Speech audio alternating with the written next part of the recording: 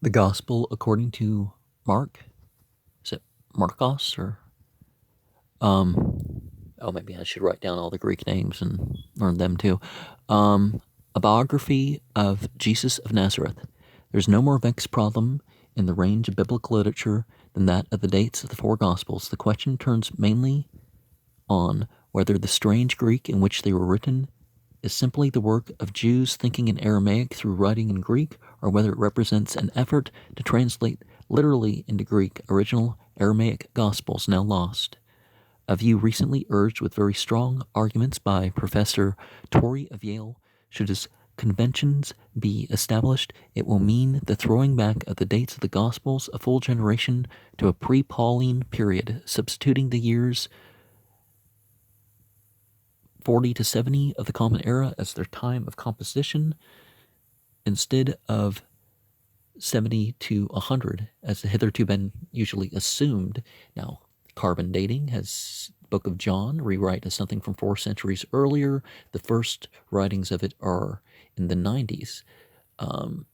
Possibly the Book of Revelation being also rewrite was written first. And then 120, 130, 150, 140, 50 basically was the dates. The Didache was written in the 160s, although that's not in the Bible. The Catholic Church was founded as early as 180. But anyways, in any case, however, there is no reason to suppose that there will be any change in the accepted order of the Gospels. The narrative of the events of Jesus' life attributed to Mark, the companion of Peter in Rome, well, actually, a different Mark, but people presume that part, right, was unquestionably used by the authors of Matthew and Luke, and was thus the earliest of the four, almost exclusively a story of action with very little emphasis on Jesus' teachings, and written in the popular style of the day in its delighted acceptance of demonology and marvels.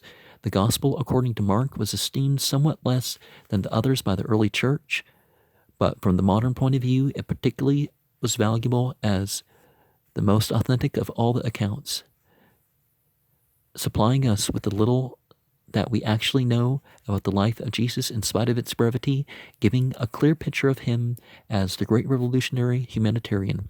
Swift and vigorous in its narration, it rises without effort to supreme heights of tragedy in the closing scenes. The passage printed as an appendix is generally admitted to be a latter addition to the original gospel. Well, clear up to Constantine, there were changes with every generation of text. There's, in what they call the New Testament, we're looking at over 10,000 variants. And I'm not just talking, dialectical things. I'm talking whole chapters and stuff added. But Mark, written as early as 120. Anyways, the Gospel according to Mark, Part 1. Ministry in Galilee. The beginning of the Gospel, Jesus Christ, the, supposed Son of God, as it is written in the prophets. Behold, I send my messenger before thy face, which shall prepare the way before thee. The voice of one crying in the wilderness, prepare ye the way of God, as a noun and verb, make his paths straight.